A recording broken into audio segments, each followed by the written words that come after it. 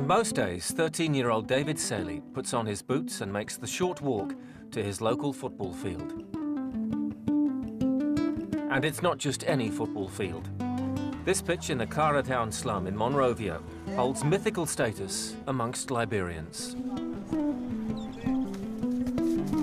40 years ago, Africa's only ever winner of the FIFA Ballon d'Or, George Weah, did exactly what David does now. He grew up playing on this pitch, dreaming of becoming a professional footballer. But in July last year, David, or Pogba as he's known, had to put his dreams on hold because of the Ebola outbreak. Transmitted through bodily fluids, including sweat and saliva, the disease had spread quickly. Precautionary measures were put in place, and any kind of football was banned. The National League was suspended. Thousands of people died across the country, and Clara Town was badly affected. Michael Tiberson is a local community leader. There are not too many Liberians who want to talk about Ebola because of what it has done to them. Yeah, what Ebola has done to them. It emotionally affected us, psychologically, and it played on people up to now. People just can't imagine that they lost their loved ones, their parents, their children as a result of a sickness, a disease, a virus unknown to us.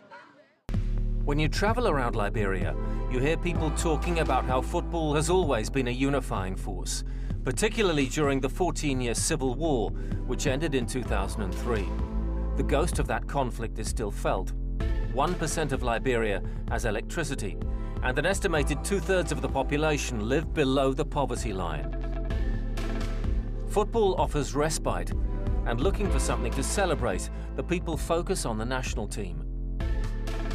The players, most of whom live abroad, know this and feel an added responsibility when they return. During the Ebola crisis, striker William Jabor supplied food to his countrymen, including footballers, who weren't being paid because of the outbreak. Some people lost all of their families in just a moment, you know. It's a big blow, you know. So we fear for them, and actually it broke my heart, you know, but we have to keep the inspiration up, you know. We have to motivate them, we have to give them something to believe in, to show that, yes, we are here and we are all Liberians, we are one. Liberia's last recorded case of Ebola was in July this year, while football had returned to the schedule in March after 8 months' absence. And in September, the national team beat Tunisia, then ranked more than 100 places above them. After the hardship, it was a real tonic. And for the players and their coach, that victory resonated more than any other in recent times. The euphoria before the game and after the game was tremendous. Everyone got excited.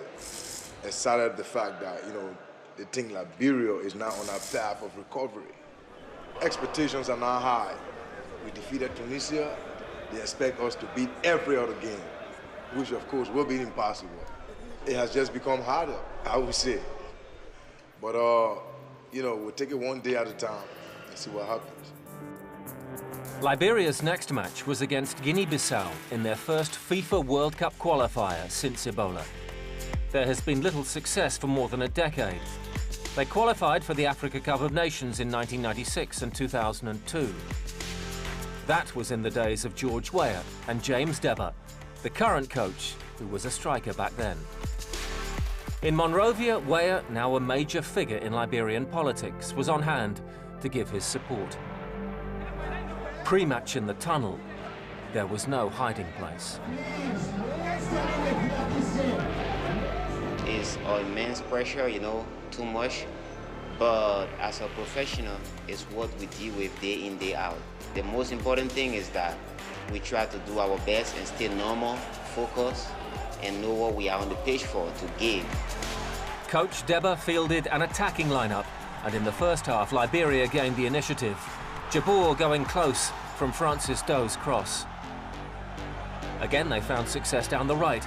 Doe rose highest, but Grandpa, as he's nicknamed, couldn't hit the target. The fans didn't have to wait much longer, though. Guinea-Bissau made a mess of clearing a corner, and Liberia's defensive midfielder, Patrick Gerhardt, was brought down.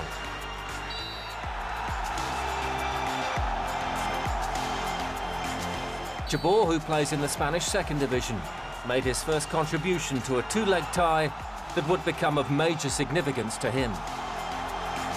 Liberia 1-0 up. They'd controlled the first half, but after the break, they relaxed. They rarely looked troubled until their goalkeeper, Sali Swen, blundered.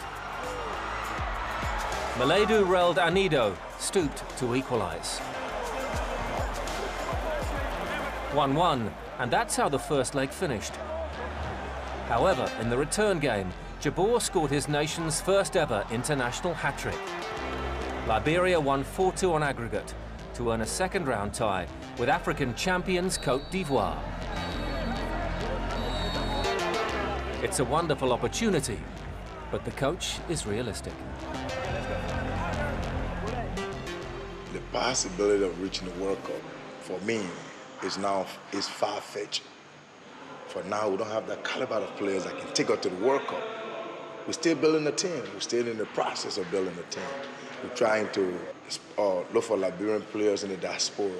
I'm thinking about trying to structure a team, a competitive team for tomorrow. Back in Claratown, the talented Pogba hopes to be part of the Liberia team of tomorrow.